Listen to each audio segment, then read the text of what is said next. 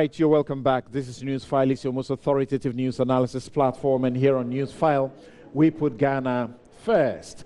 So we come to talk about the finances of the economy. We're checking the health of the economy by way of the financial sector. So Bright Simmons is still here with us. He's honorary president of Imani Africa. I don't envy him at this moment, but thank you for the great thoughts that he's been sharing so far. Also joining us is John Abdullahi Jinapo. John Abdullahi Jinapo is MP Yape Kusogo. Thank you for joining us, John. Right. Also here is Gabi Asari Otchere-darko. He's a senior partner at Africa Legal Associates. That's to say he's a legal practitioner. Thanks for joining us, Gabi. Right. So a while ago, I was just telling him how I got to know that he's very comfortable with matters of the economy and finance, because some time ago, he actually hosted and moderated a show on finance. I didn't know until then. So thanks for making time to join us. Also here is Doris Ahiate. Doris Ahiate is a chartered banker and CEO of Crescendo. Thank you very much for joining us, Doris. Great. So I want to begin by getting the views of people in the audience and also some of the experts who are seated right by us. Of course, Joe Jackson is seated there, Dalex Finance. He talks the finance matters as blunt as you may want to have it. So maybe if we can have Joe Jackson take the microphone first, so you get to have an idea how some of the people in the audience are thinking. And I'd like us to share with us what you think should be the solution for the taxpayer not to lose, because we have spent over 13 billion Ghana cedis in the cleanup exercise for the banking sector. The last time we were told about any recoveries was a pittance, not up to the 7,000 or so. Prosecutions that were said to happen because of what is said to be a clear rape of the state. Only 3 people have been put on prosecution, and these 3 come from the first 2 banks that suffered, Capital Bank and UT Bank. What can we do to fast-track the process of recovering what the taxpayer is losing and punishing? Oh, please sit. Yeah. All right. Good morning to everyone. It's good to be here.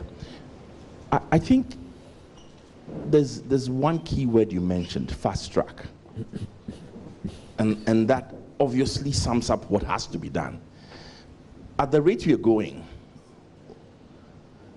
those who have rigged this country, those who have, and listen, the 13 million you talk about is not the final bill. It's not the final reckoning. The final reckoning could be, some estimates have been as high as 20+ billion. In a country where our budget for the year is 4 billion. That's bordering on ridiculous. It has to be a process where we can't, in the earlier discussion, we talked about corruption and we talked about the judicial process that doesn't seem to work and frustrates all of us. I'm frustrated. I'm simply frustrated because this process is too slow.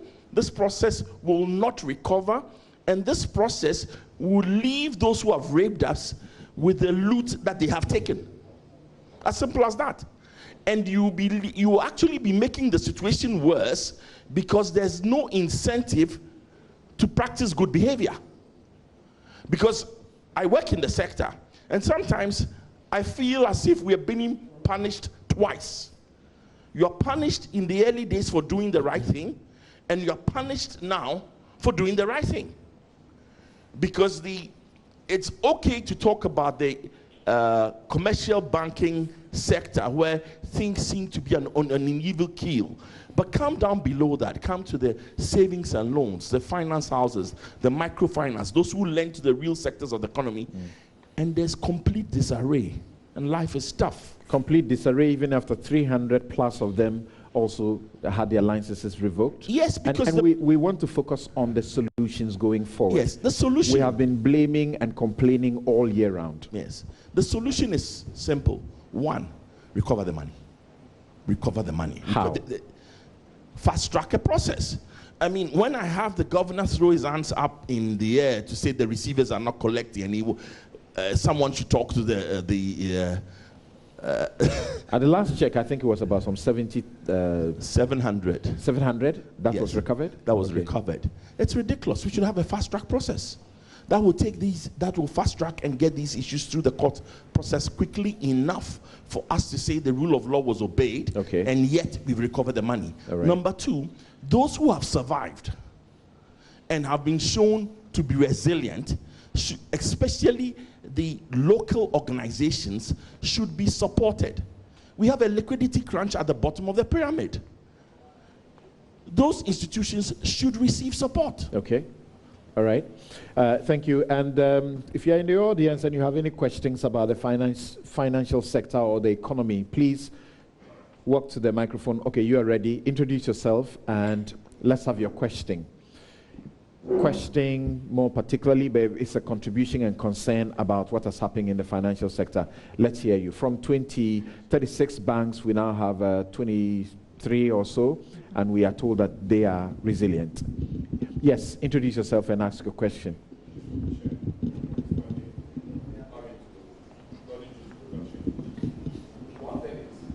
Ghana here is extremely difficult to get finances from the normal system for agricultural production. I produce noni juice. US, I applied for finance in US for 1 month. Do you know what? The percentage is 1%. Last minute, they said I'm not a US citizen. They didn't give me the money. Come to Ghana.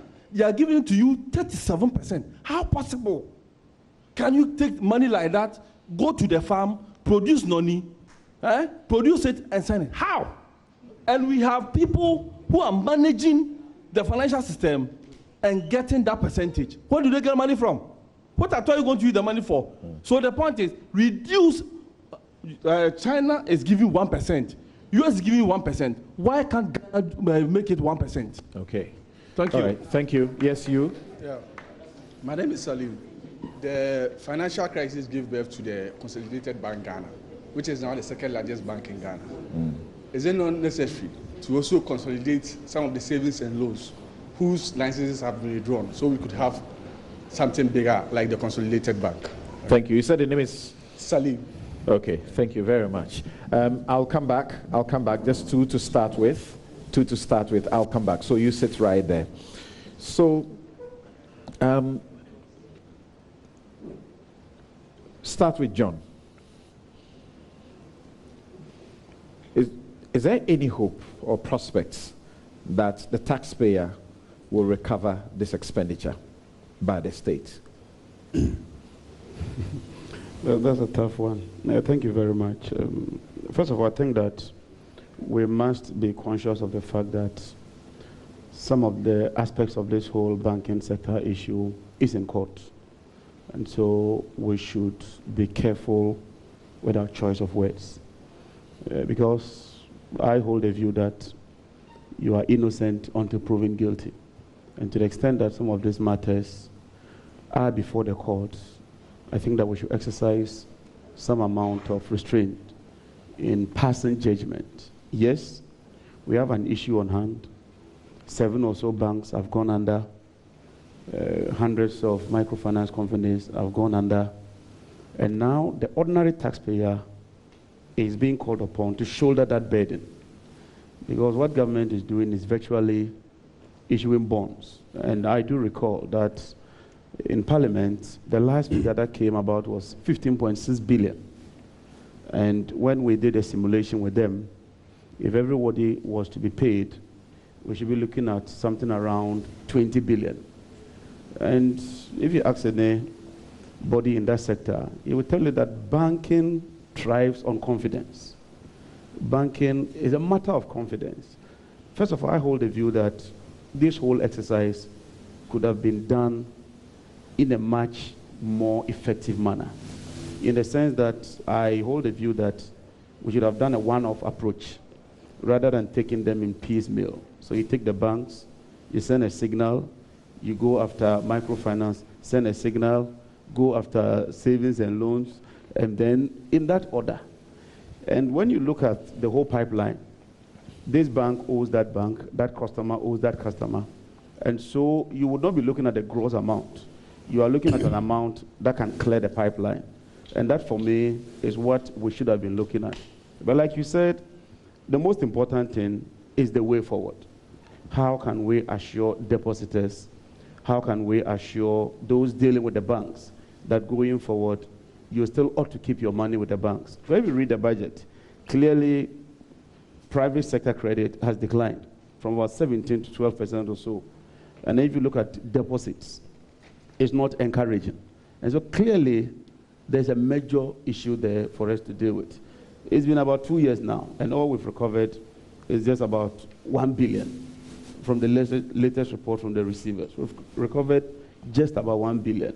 And so I hold the view that when you are taking a decision to collapse a bank, I hold the view that you should exercise maximum restraint and explore all options available. We just increased the minimum capital requirement to 400. Almost all the local banks couldn't meet that. If we were to apply the law strictly, we would have collapsed those banks. But because of strategic reasons, we've had to take certain decisions to determine how to even shore up their capital and to sustain them. And so clearly, and when I listened to the finance minister, at one of his interviews, I could sense that I thought that government should have looked at this whole issue carefully, the implications and all that, before taking such a major decision to collapse all these. So the question was institutions. The question was on the recoveries, because that's important to the taxpayer. We know that at least 3,000 jobs were saved. We know that 2 million depositors were saved as well. So that's going forward. The money that was also used for that project, how do we get it back? That's really the question, so that we don't go back lamenting. The only way to get that is to get the receiver to do his work. The receiver is mandated to go after all these defaulters and all those where you can get the money and retrieve them. And don't also forget, the receiver has also been sued. And so this is a matter that even as you want to retrieve monies, you ought to go through due process. You cannot use processes other than using due process to recover that amount. And that's why it may sound like you are lamenting.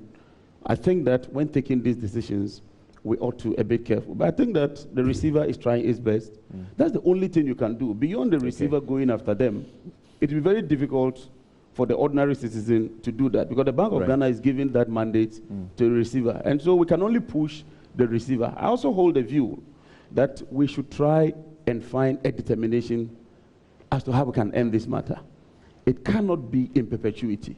If it means that at a point in time, we should cut it off and write off something, let us do that. I don't think that we can continue in abeyance in dealing with this matter. It's dragged on for a while, and government itself must come to a determination as to how much is even going to spend to deal with this matter. But the figures keep changing. You hear 12, the suggestion that somebody made is a question that sounds like a suggestion, though, that when it comes to the microfinance entities or finance houses, also we know how that happened. Is there a possibility of looking at merging, even though over 300 of them, in excess of about 400, have lost their licenses? It will be very difficult to just merge companies. The only way probably will be to raise the capital requirement. So if you say the capital requirement is raised from 2 million to say 10 million, then if you cannot meet that capital requirement, you must then consolidate. And you recall that there was even the discussion to consolidate NIB and ADB. Eventually we decided we wouldn't. And so I think that it's not a matter of just consolidating, It's a matter of strengthening those institutions in and terms what of he's their asking regulation maybe and too all late that. in the day anyway, isn't it? Certainly, unless you Right. decide that going for you want to Okay. raise a minimum capital requirement for them. Okay. So, Gabi, given that you had as many as 23 banks meeting the minimum capital requirements, from 120, is it, to 400? Doesn't that suggest that those had the muscle and they were indeed in good standing, and they should be those that we should have faith in, that they can, keep our financial sector, in good standing? Going forward, is there a way to ensure that we don't come back to this story of having to revoke licenses of banks? I think so. First of all, in terms of the moves being put in place by the central bank themselves, and we've seen it happen before. It happened in Nigeria. It's happening in Kenya, and even in the West, it's happened. But I think first of all, it is sad that it had to happen to Ghanaian-owned banks, because essentially, if we're looking to develop, and we need to be able to have the finances, to be able to raise the finances locally to develop. A lot of the movements in the city downwards over the last few months has been caused by what? People moving away their cash, because, of course, big contractors were paid. And a lot of these big contractors are Chinese and the rest of it. They need to go back, take the money back before the end of the year. So it's important that we are able to raise the necessary capital locally, the funds locally, to do so. And to do so, you need banks that are also Ghanaian, so they can also keep their money here. But it's not necessarily numbers. It's about the strength of the banks that you have. Some countries may have just 10 banks, but the capital base of those banks are strong enough to support the economy. But it is painful, because these are banks by our own people, and for whatever reason, I think it was a good initiative on their part to invest in having banks and to end up this way. It's bad. But I think we should also admit that the signs were there for a while. I mean, by 2016, 5 billion cedis of taxpayers' money had gone into these banks to support them, yet they couldn't recover.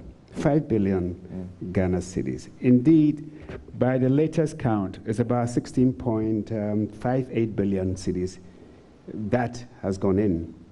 But the fact that the receiver has been able to recover 1 billion thus far, let's even assume that that figure doesn't go up. It doesn't necessarily mean that taxpayers have lost out. And I'll tell you why. Look at what happened especially in France and in the UK, and to a point in America. The government stepped in, okay, to support the banks.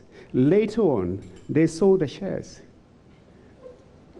So, for instance, the fact that CBG is now owned by the state, and CBG, by all accounts, is doing well, in 2, 3, 4 years' time, government can easily offload its shares. Government gave that indication even at the start. I'm just saying. So it is not just in the recoveries. Of course, that's an important part to look at. And that could take long, because a lot of these things could be in fiscal assets that perhaps they have to be liquidated and the rest of it. But I'm saying that so long as these banks, the ones that taxpayers' money have gone in, particularly including the 5 that were supported by GAT, so long as they do well, because the regulator is doing its work well, and the corporate governance structures of those institutions are also being adhered to. So long as that happens, you will see a recovery, and we've seen signs of that already. Profits going up, So long as that happens, we expect government, because government needs resources. We expect in the next few years, these assets or shares will be sold, and then government can then raise money, and the taxpayers' money can be used for the things that we want. Because I don't think that this government came into office thinking that it was going to throw away 16.58 billion cedis in something that was not in its manifesto. All right. So I think really, let's not see it as a waste, even if we're not able to recover through the receiver. Right. But let's see it as money that, so long as those banks are doing well, they are for the people of Ghana, and they can be sold. Thank you. Now, Doris, again, and I'd like us to focus on the solutions moving forward and how to consolidate the solutions that have already, been started. I'd like to keep to the finance minister's, statement as to 13 billion, even though it's good to have information that we are doing about 16.58 billion, right, so far. The Bank of Ghana has issued various policies and directions.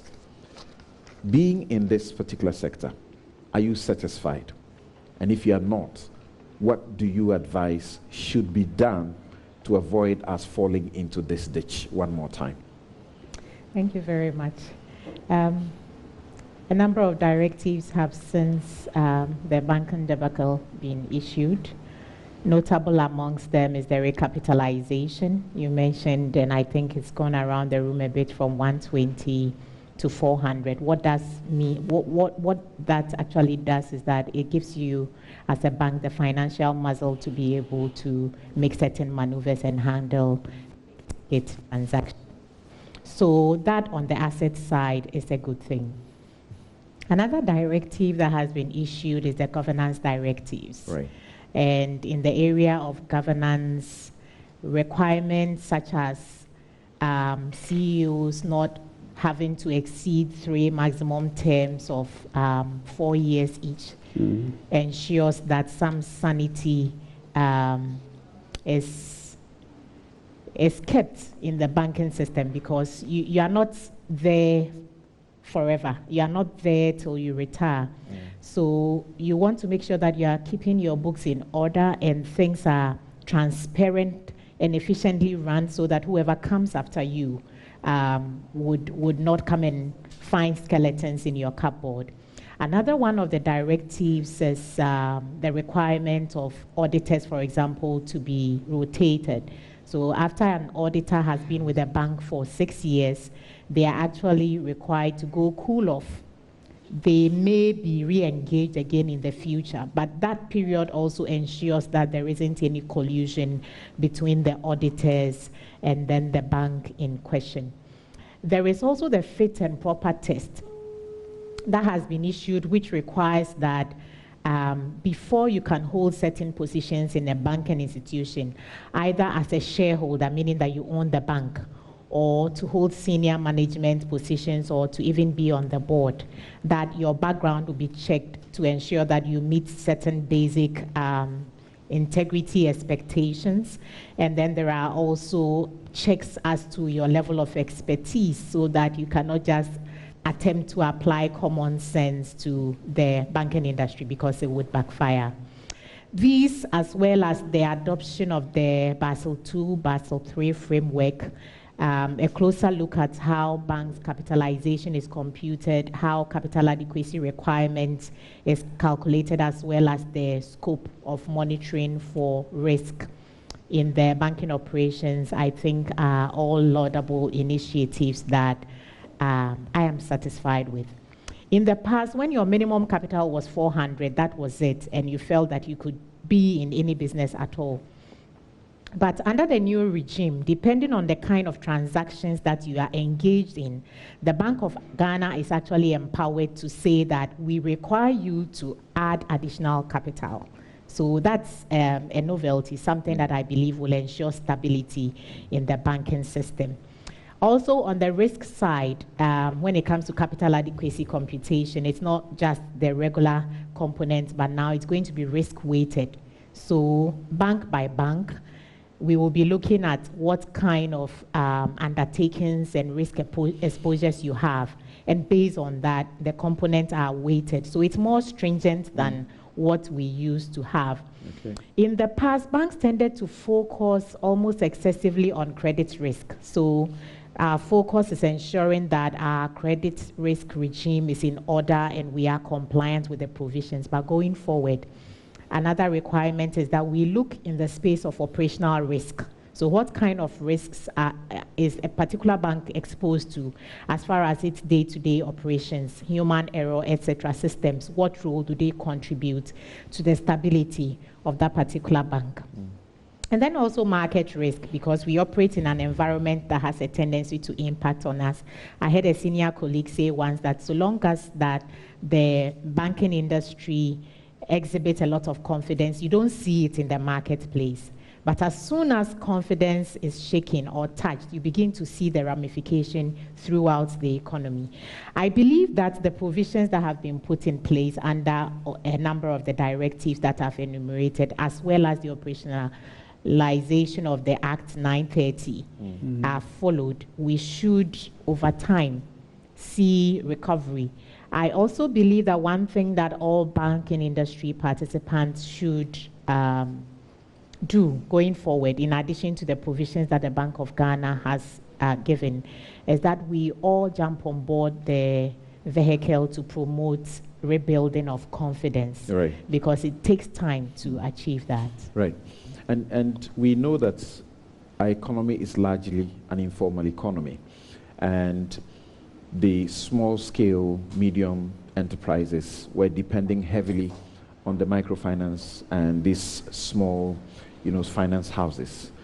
In the wake of this flood of a collapse of that sector, looking into 2020 and going forward, how will that hit the economy, and how do we avoid it? It's a very important issue that you raise, because we've seen from the first quarter of 2017 all the way to the third quarter of 2018 that there was actual contraction in economic activity in the banking industry. Post 2018 third quarter, we've seen some growth, but you see the inertia that results from reform. Growth in economic activity in the sector has not exceeded 2%. And with the election year approaching, which is a unique year, you don't expect any overnight miracles to happen. And the banks themselves also need some value retention, and that value is created by the economic activity of the likes of the small businesses that you make reference to. And so it's a tough one.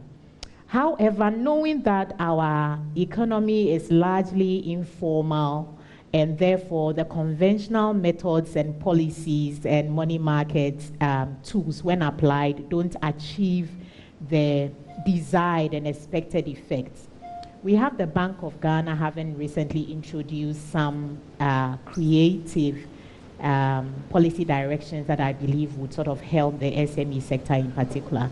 And that is a targeted lending that permits the banks to take up to about 2% of the primary capital to lend it to the SMEs. So this, in a way, creates some bit of, should I say, comfort or buffer for the sector that has been most hit by the development in the sector. Right. So, Bright, from where you sit and observing the development so far, how satisfied are you, and what are the positives that we can, as it were, leverage on going forward? This is in respect to the financial Yes. crisis and its aftermath. Exactly. So I share the view that we have seen a much more robust Bank of Ghana when it comes to implementing some of the enormous powers, some of them almost plenary powers that have been given to the regulator in Act 930 and in other laws. So certainly there is a tendency now to use the law much more robustly. I have a concern about the nature of the policy making and the way in which we debate policy in areas that are perceived to be technocratic. And I'm not in any way debasing the importance of a technocratic emphasis in an area as complicated and as regulated as banking. But I do believe that, to the extent that the academic community in this country increasingly does not comment on topical issues. So we've not had a single paper published on the banking crisis the last 2 years. I find that remarkable. To the extent that the academic community seems to have vacated that role and somewhat given it up to activist organizations like my own, I believe that technocrats, regardless of the degree of sophistication of the areas that they superintend, have to be more open in the way that they accept feedback and criticism. In the case of the Bank of Ghana, my specific area of disagreement has been in this belief that somehow with minimum equity, you can substantially minimize risk. And therefore, by raising minimum equity so substantially, almost 3.5 times, you are doing a good, you're doing a great service to the industry and to the general public, the saving public. I don't think there's any evidence for that, and we've said that several times. We've explained that when you look at the banks that have collapsed over a number of years now, there is no evidence that size is the driving determinant. And the truth of the matter is that minimum equity is primarily about size. You can dice anywhere you want, but if you say that the minimum equity should be 400 million Ghana cedis or nearly $80 million, primarily what you're saying is that you want big banks. If you want to use capital adequacy ratio, on the other hand, like the way that Doris has pointed out about reducing risk weighting and things like that, to more fundamentally and more surgically try to ensure that the balance sheets of these institutions are much safer, we should do that. There is no concern on this side of the table or on the other side of the table that capital adequacy is really critical. The problem has been to confuse the two, so that even as we're trying to implement Basel Plus in some instances, so sometimes we are going beyond Basel III, some of the regulations that are being promoted. In the same time that we're doing that and focusing on risk, we're also insisting that minimum equity is the driver. And I don't just get it. Why? Because you have countries such as Switzerland, you have the UAE, so many other countries where minimum equity is in the region of single-digit millions of dollars. And I think going forward, this debate around the use of minimum equity as a risk management tool needs to be had. And if the academia is not going to take it up, activist organizations should be much more forward. We have now seen it in the insurance industry. We're probably going to see it in the pensions industry at some point. Right. And it's a blunt tool. We saw Unibank as being the bank that caused the greatest financial burden after the situation. Unibank was not a small bank. It had way in excess of the minimum equity. We had other banks like UT and the rest, who at that time also were very likely to have met the minimum equity rules. The banks like Bank of Baroda and the rest, which were niche banks, did not necessarily have solvency issues. To the extent that they did not have solvency issues, to the extent that they did not have excess risk issues, I don't understand why there's this view that you must have blanket high minimum equity. And nobody seems to be willing to have that debate, so that is a problem. Okay. On other areas that have come up for discussion, which is the concern around recoveries, as well as whether we can use a toxic asset reform program type approach, where you're not focusing purely on liquidation and recovery, but seeing whether you can take over the management of some of these institutions and run them. I think that debate is worth having. Why? Because in some instances, it's a matter of intelligence, financial intelligence. And when the company is completely liquidated and people have nothing more to lose, it becomes very difficult to do recoveries in those contexts, particularly in that type of economy, where you've taken over management in a preliminary fashion before you move on to other measures. You probably have a better chance of finding out where those assets are and to implement recovery measures that are much more sound. Right. So my view of the matter was that in some instances, yes, there was, particularly in the fund management industry, many of these companies were comatose and they were already zombies. Right. And therefore, this was the path they should have gone. So I will focus on those two main issues, and then if you have other questions, I guess, all right, if I have more time. Great. So it does appear that we will also need to be told how much exactly the capital that is involved as regards the good assets that those banks that were assigned to, say, GCB Bank and to the Consolidated Bank, what's the total of the assets? Because that will also inform us to get to know how much of the taxpayers' money has already been recovered by that way. So we know, for instance, that the finance minister was recently in parliament asking for more money. So those analysts who have said that the total cost may hit $5 billion have sound basis, because they keep coming back asking for more money. $5 billion is bigger than the GDP of the 13 smallest African economies. So this is the scale we are dealing with. It's bigger than the GDP of the 13 smallest African economies. Okay. So if this is the cost of it, and we know that the good access of CBG is now in the region of about $1.4 billion thereabouts, and GCB's ability to restructure some of the assets that it took over in the earlier round of the resolution actions may not exceed $600 million thereabout. Okay. Then we have a huge gap. All right. So I don't agree with Otchere-darko that the horizon is optimistic. It does look as if you're going to take a huge haircut as a country, because we know for now what good assets currently are in safe. So on questions of the economic management, let me start with Gabi. Bawumia had said at the National Policy Summit in May 2017 that Ghana's economy will be formalized by end of 2017. He spoke about 3 important elements. National ID system, I suppose we have been on that project. National digitization system, and then payment systems. More importantly, interoperability, to ensure financial inclusion. When it comes to the ID system, we know that the national identification has so far registered in excess of 3.6 million Ghanaians. Question is, these are fine things, but how do they now translate into easing the burden of the people? Well, I think, first of all, the report by McKinsey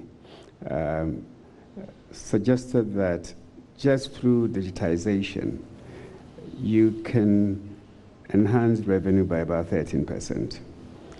And for a country where we know that, as it were, the red tape of bureaucracy becomes even a way of people making money on the side, it can be even more than 13%.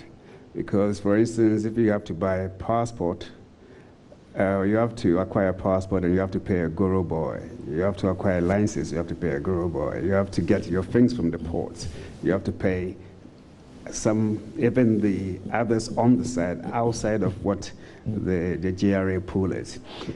So it's important to recognize that digitization is one of the effective tools of combating corruption and also improving efficiency. So I think that's absolutely clear. I mean, nowadays it takes about, even for the pension fund, it takes about a week or so to access it. And even if, as a new claimant, it used to take sometimes months. Now I understand it takes a couple of weeks to do so. So we are seeing the effect of that, and I'm sure Bright will have more on this than an ordinary person like myself. But, so it is important, and particularly it's the cost. I understand earlier they were talking about value for money. Interoperability, we're going to do it for what? 1.2 billion in this country. Okay? And then a new government comes in and is doing the same thing at $4.6 million. That's value for money, and you get the same results. So even the process of digitization, we were trying to find a way to use corruption and benefit from it. So so there's obviously a problem with the way we do things, but the more we reduce the human activity in the processes of bureaucracy, I think the better value for money that we can get. But you're right about the impact. I mean, I heard you say earlier that 3,000 jobs have been saved. No, there were 10,000 employees within the sector. 65% jobs have been saved so far. 6,500 are still. And depending on the official figures as put out by the Finance Ministry. Yes, my figures are from Bank of Ghana, so I'll probably go with Bank of Ghana. Okay. But my whole point is that it's actually the impact, because you could, well, of course, I mean, if you're among the 3,500 or so who have lost their jobs, it is not a good thing. But sometimes I think John Jinapor and his group should also take credit for the reforms that are happening now. It was a law passed under them, Act 930. It was the law passed when they were in office. Okay. And indeed, that law at Section 123 makes it mandatory for the Bank of Ghana to revoke the license of a bank or a deposit-taking institution that has gone insolvent, or in the bank's estimate, in the central bank's estimate, within 6 months will go insolvent. Right. And you don't have a choice with these things, and that's a law that I think they should take credit. The directives that we mentioned here earlier, all those directives are coming from Act 930. So really, we have the laws. What we need is a regulator that has the integrity, the courage, the competence, and the professionalism to do what the law wants it to do. All right. John, do you agree that we are on the path of creating a smart economy by the introduction and the processes of ensuring these three elements are achieved? What are your concerns in this journey, and what should be avoided? Well, first of all, the first thing is that there should be honesty. I think that as a government, we ought to be honest. You just raised the issue about even how many jobs have been saved in the banking sector. Let me just give you a quick one. Ken Ofori-Atta stated on the 31st of July that 3,000 jobs were saved. Then President Akufo-Addo, 3 months after that, says that 7,000 jobs were saved. Now, in November, we are told that GAT has saved 17,000 jobs. So the point is that you can't even trust and believe what you are told. So I think that credibility ought to be the key. The other issue, yes, it's good that we take credit in things that we do. But it's also important that when we assume the reins of government, we follow through the good policies that our predecessors started.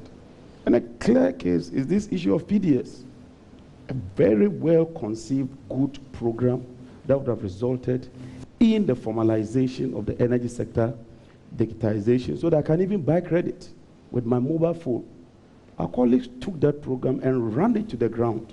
I think that these are some of the things that we should learn, and that we should learn to build consensus. And that even when you win power, it doesn't necessarily mean that what your predecessor was doing, everything amounts to naught. That we can learn some good things from it. We're just talking about the banking sector. We've been talking about the banks, talking about capital adequacy ratio and all that. I think we should also look at the governance aspect from government itself. I read a report from the Association of Bankers. It takes on average about 2 years for a contract awarded to be paid back to the banks. So if you have banks giving out credit to the private sector, and it takes you an average of 2 years to pay that money, it means that the banks will shy away from supporting the private sector. And if you go and read the Monetary Policy Committee reports, you see that government still dominates the whole sector in terms of credit. Government takes about 56 or 60%. And so government also ought to do its part. Gabi was talking about if the banks do well. That's a conditional statement. Look, so if we can stay on what we are told are the three elements for creating a fast, smart economy, and we're talking about the national ID system. What are your concerns with it? How can we avoid what is wrong in that regard? Digitization and also the payment system. So, I want to take it from the point of investment. If you look at our budget from 2015, 16, 17, 18, and 19, and you do even a trend analysis of areas where we are investing critically. For instance, in 2016, we spent 5 billion on capital expenditure. It declined to 3 billion in 2017. It declined to 3.3 billion in 2018. And then in 2019, we are doing 4.5 billion. So it tells you that even in terms of investment, where to invest. And anybody who has done some amount of economics will tell you that if you don't invest in critical capital infrastructure and you concentrate on goods and services alone, all this so-called digitization and whatever, for me, would not achieve the desired results. And so I have been to my constituency, and a lot of people can attest. Several people in my constituency have not had the opportunity of being registered. Because unlike the Electoral Commission system, where we take the centers to the various polling stations and register people, we decided to choose some centers. And for me, a lot of the people across the bank of the river couldn't. And when they come, they have major, major problems. So it might be a good idea, but the way you are implementing it, I thought that we ought to think through it.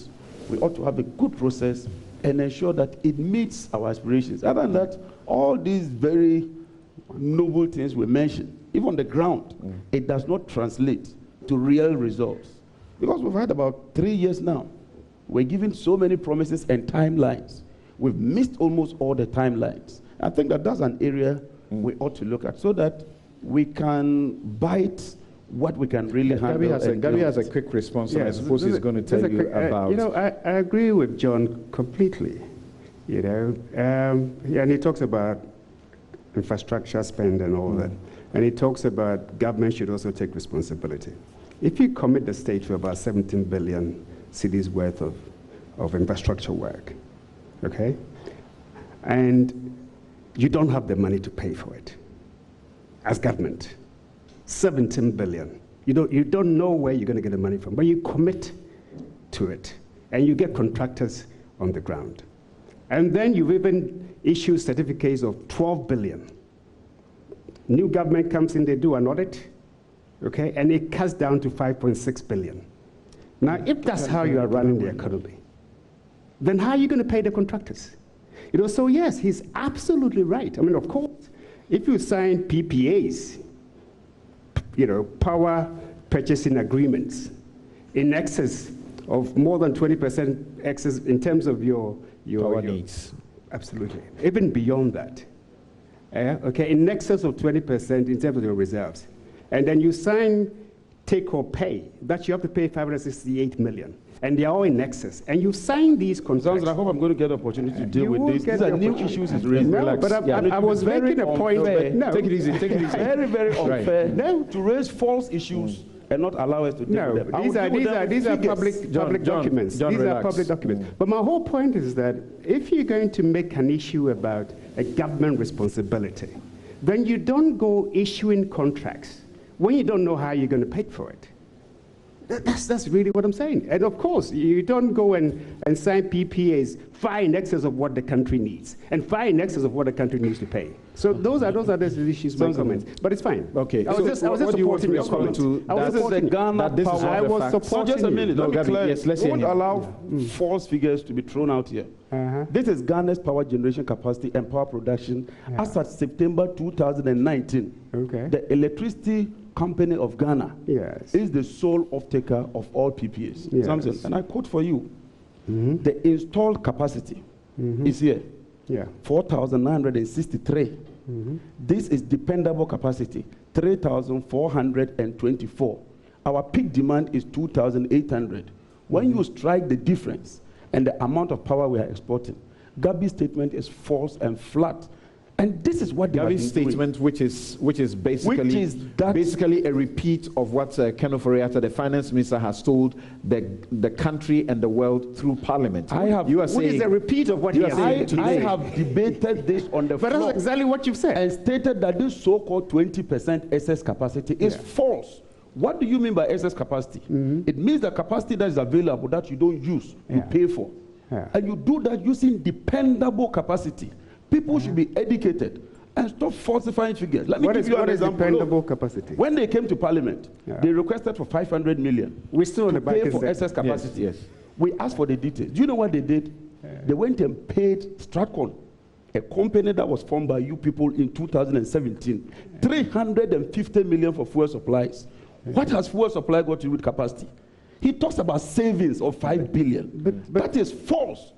Look, that report that was commissioned by the Auditor General was done on July 2017, 6 months or 7 months after we had left office. When they requested their ministers, instead of them sending them proper records, They added everything, including what has been paid and what has not been paid. So the Auditor General did a good thing by rejecting those that have been paid. Then the president rushed to say that he has saved the nation 5 billion. What kind of lazy man's approach is this? Well, this is not how you do governance. Well, okay, this thank is you. not how you do governance. Thank you. And quickly, Gabby, you wanted to respond to him quickly. I don't want to go back and forth. Yes, but he knows. Gentlemen, yeah.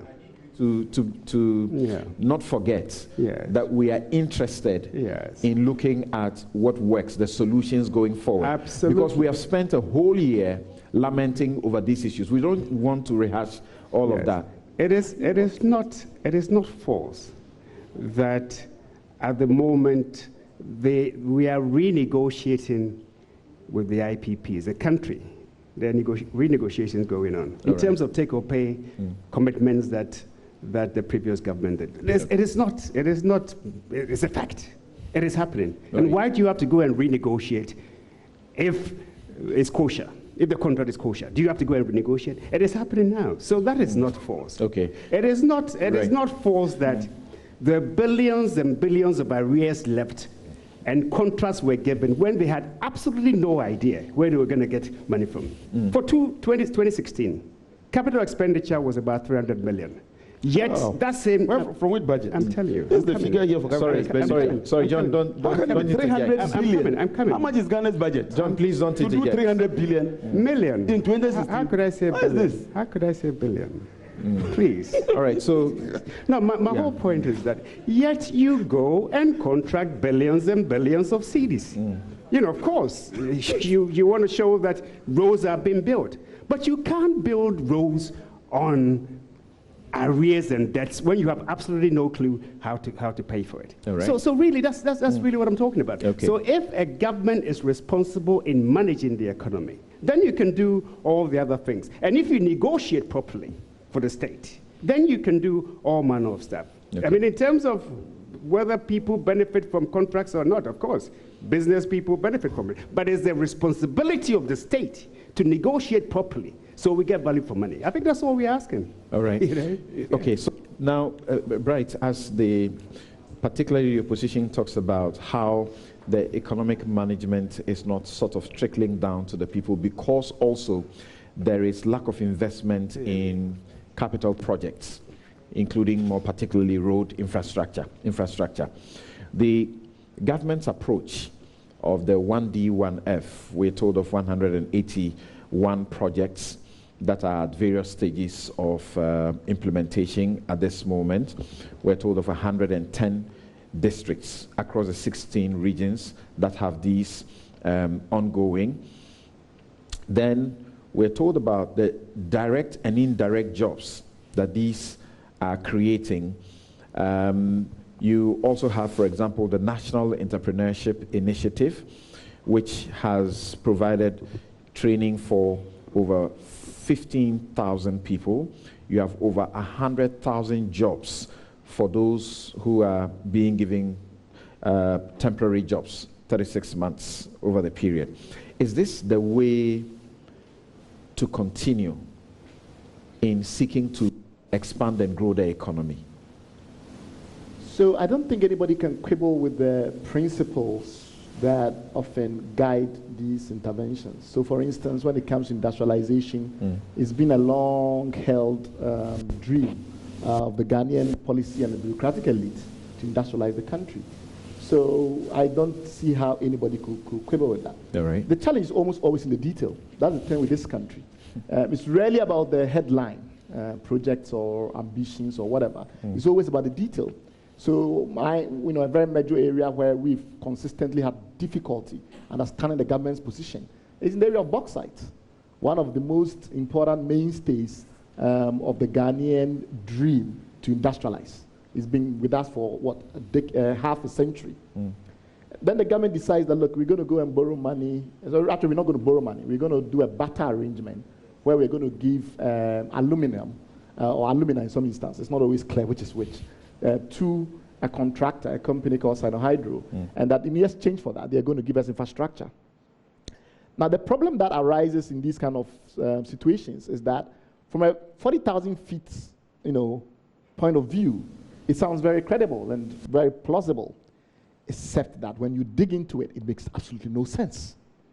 It makes no sense because you need, first of all, to invest huge amounts of infrastructure in processing and the likes of it before you get anywhere to getting the aluminum to pay for them. It's a 10-year, 20-year dream. So if you really want roads and the likes of it, go and borrow money.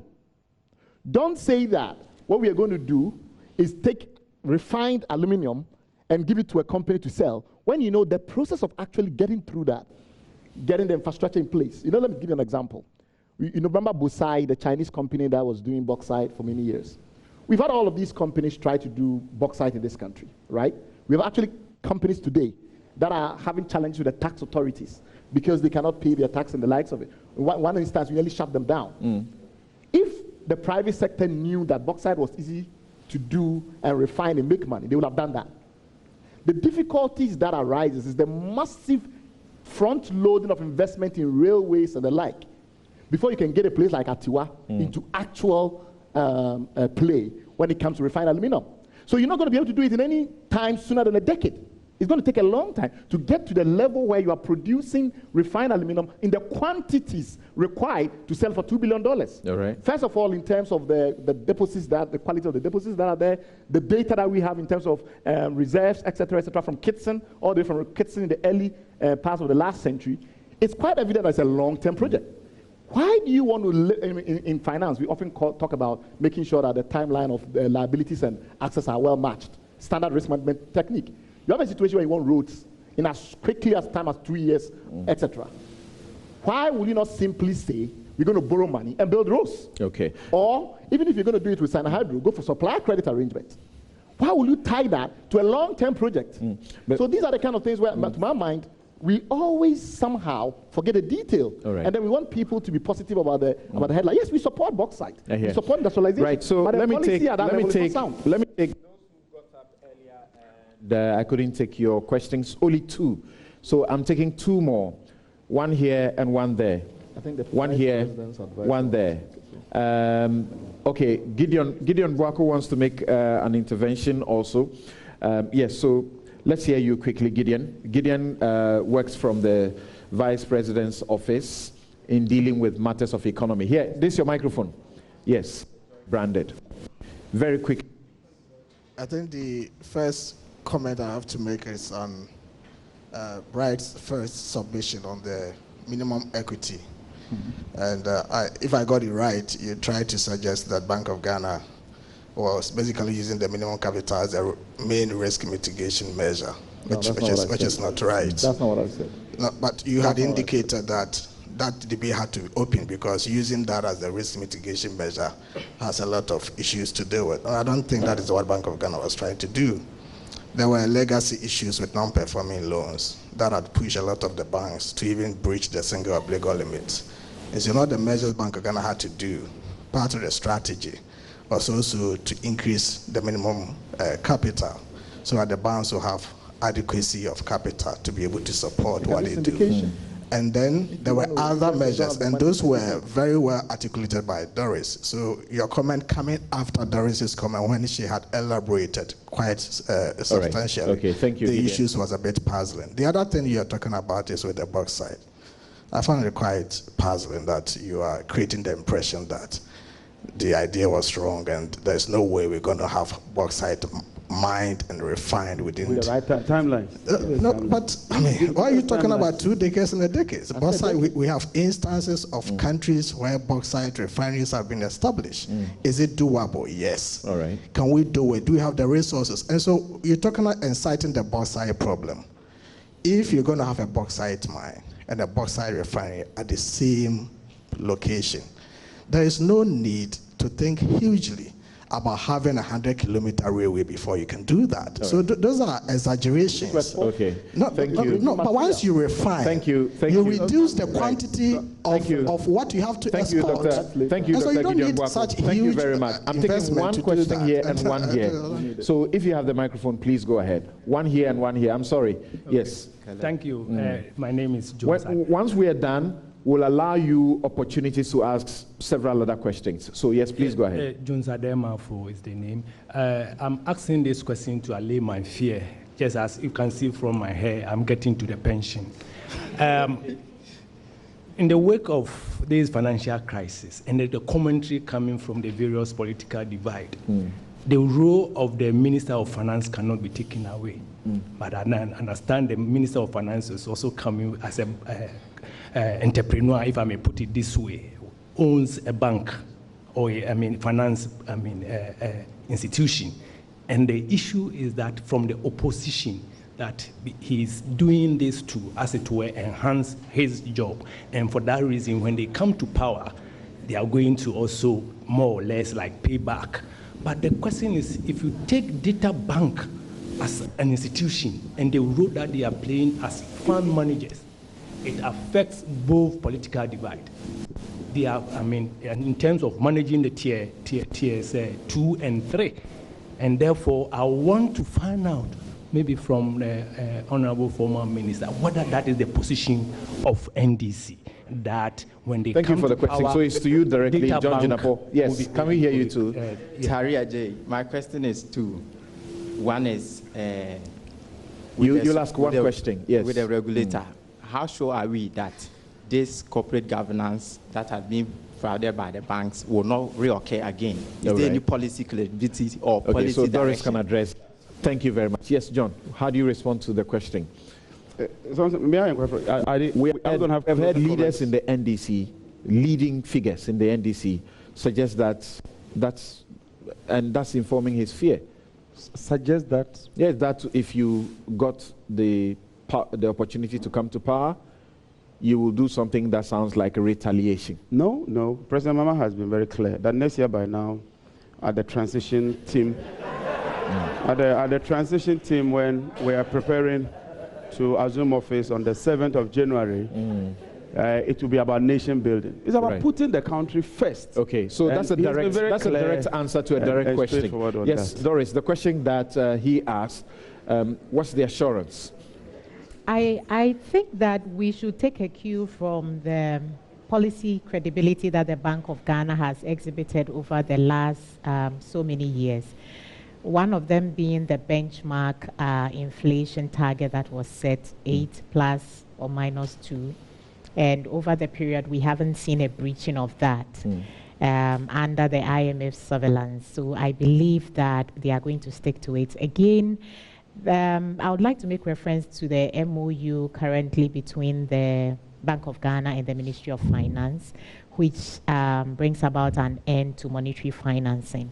And we've seen that there's been quite a lot of pressure on the, should I say, debt financing of our budget. But we haven't seen the Bank of Ghana breach this agreement. And this agreement is going to remain in force through 2020. I believe that those are signals that should give us confidence that the Bank of Ghana is exhibiting its responsibilities and performing its duties as any regulator should. You should rest assured. Okay, thank you. And Gabi, your hand is up, but use that opportunity to address Jacob's, concern he had raised earlier. As a farmer, producer, we know about 33 of the large-scale processing plants that were supposed to come into effect in 2019. We have seen what the president has inaugurated over the period, and now there's a lot of talk about the juice factory and all of that. Interest is what is killing the local, producer. That's his problem. And he's absolutely right. Sometimes you hear that, well, you're talking about inflation is low, interest rates is low, but we can't feel it in our pockets. But the thing is, when inflation is high, you feel it in your pocket. When interest rate is high, you feel it in your pocket. When electricity prices are going as high as they were before, which was like 40% a year, you feel it in your pocket. When of course, there was a time that people were working to pay electricity in Ghana. That's what they are not working to pay electricity. No, they are paying, but at least you're paying for them. No, please. Okay, gentlemen, I'm sorry, but let me make a point. Time has run so fast. So my point is, yes, interest rates are going down. is important. Inflation is under better control now. So all those things are important. And understand that there's a new bank coming, and the focus, and if you notice, the focus of the country per se, even with industrialization, is linked to agric. All right. So I think there's a lot of focus now on agric. But just one short point on the bauxite thing. I think really this Sino-Hydro deal is perhaps one of the most innovative financing arrangement that I've seen. And I'll tell you why. You said government should just go and borrow. They couldn't borrow because there was a ceiling. IMF, thanks to John Jinapor and his people, there was a ceiling as to how much you could borrow. There are things that you want to do, infrastructure that you need to develop. And government at the same time came with a vision that, look, we want to have an integrated aluminum industry. So what do? You link the two, okay? If, for instance, it takes 3-4 years, because there's a moratorium of 3 years, by which you have to start paying for this Sino-Hydro thing. As we speak, GEADEC was set up. Right. They have over 15 companies that have signed up, including Aqua and the big boys, Miscellaneous. All of them have signed up. Okay. It can take about 22 months, 18 months to set up a refinery. Okay, thank you very much. We're talking about railway. You don't need railway to carry. So in bauxite. some 30 seconds, your reaction to yes. First of all, I mean, if a bank is hitting a single obligor limit, which means that because you have to do 25% maximum to one borrower, it does not have enough capital to do that. That's a purely business decision. You go with other banks and you syndicate the loan. Right. We borrow money from Cocoa Board every year borrows money from very big banks. Even those banks do syndication. So I don't understand why a small bank in Ghana will want to take a deal on their own if they have the financial markets. But they did it. It's got nothing to do whatsoever with the fact that you have to have a certain type of medical equipment to do it. All right. Number two, on the bauxite, it's very important. Remember that these are private companies.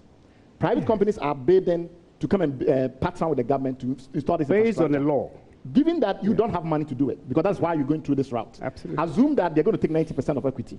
How much profit are you going to make on that bauxite to pay your $400 million to the Hydro? It makes absolutely no sense. Thank you very much. Thank you very much. To come and refine bauxite, so you use that to pay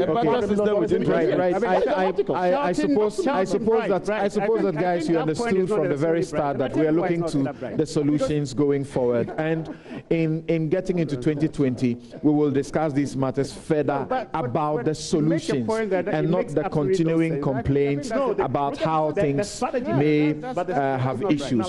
Once again, a round of applause for our guest, Bright Simmons, Honorary Vice President Atimani, John Jinapor is MP Yape Kusogu, Gabi Asare Otchere-darko is Senior Partner, Africa Legal Associate, and Doris Ya Agre Anyate is Chartered Banker and CEO of Crescendo.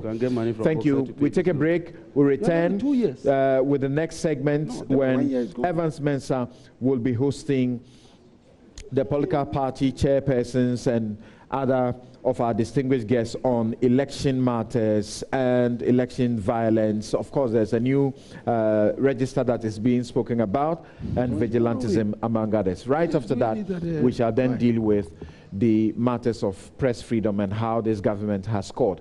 For that issue, we are looking at the last 3 years, the scorecard. Thank you very much. A round of applause once again for my guests.